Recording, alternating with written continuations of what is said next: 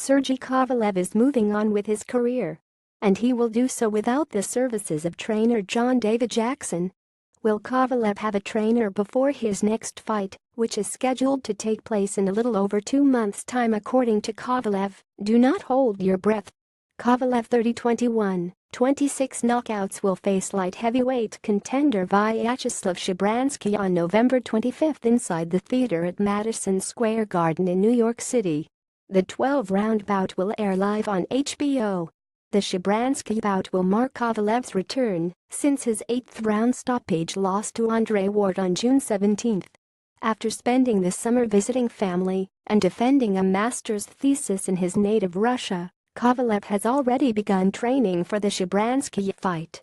The notable omission from this training camp is Jackson, who had been in the corner of Kovalev since 2012. During the time, Kovalev won 3 world title belts and was considered the best light heavyweight in boxing. Then came the 2 fights with Ward, the second of which was punctuated by the stunning knockout loss. For Kovalev, the events on that day are spotty, at best. "I don't remember anything from the middle of the second round on," Kovalev told a group of boxing scribes Saturday afternoon in Las Vegas while waiting to watch the Canelo Alvarez-Gennady Golovkin fight that evening. "I woke up from the right hand by Andre Ward in the 8th round. I don't know what was wrong with my body during the fight. Regarding the low blows, I felt like it was a street fight, but we were fighting under boxing rules. I never punched below the belt because I understand that, here in the US and everywhere else, I would get disqualified. What has happened, happened. It's already history. It was like a bad dream. I woke up and now I want to continue my career." Kovalev, who is promoted by Main Events and managed by Aegis Klimas, heard what Jackson said recently about what had occurred during training camp for the Ward rematch. Jackson stated he dropped Kovalev with body punches and had private discussions with the Ward camp. Not mincing words, Kovalev had his own opinion of Jackson. "It's funny, but I don't need a coach. All this time with John David Jackson, I got nothing from him. Everything, my preparation, was constructed by myself. Jackson wouldn't help me. A coach should help you inside the ring between rounds, when you have a minute rest, to explain or help you with tactics. I know when and where to punch, since I began boxing at 11 years old. I had thoughts for a while about splitting with Jackson. I read what Jackson said about me, but in Russian media. Someone translated what he said to Russian. I don't want to say any bad words about him. He's a nice guy. He's not the coach for me. He might be a good trainer and a good guy. I need a teacher who will take me to the next level." Klimas also addressed rumors about Jackson slipping pills to Kovalev that might have influenced his performance on the night of the Ward rematch.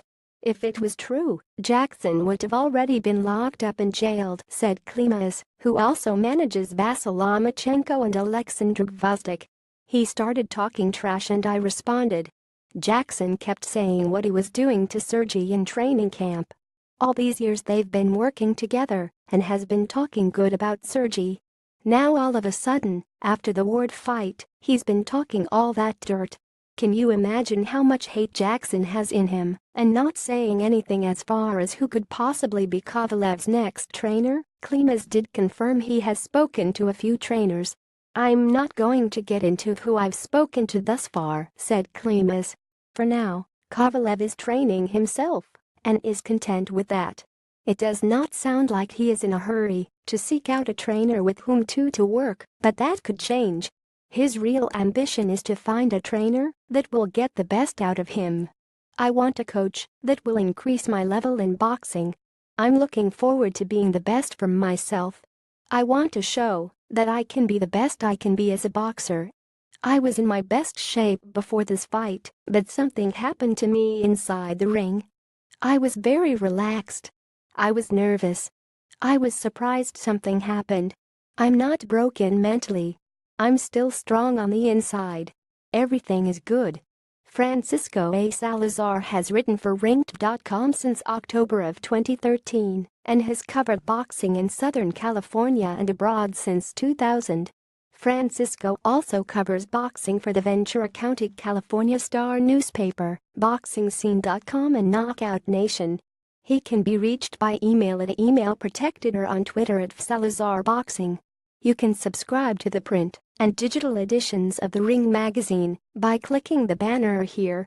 You can also order the current issue, which is on newsstands, or back issues from our subscribe page. On the cover this month, Canelo Golovkin,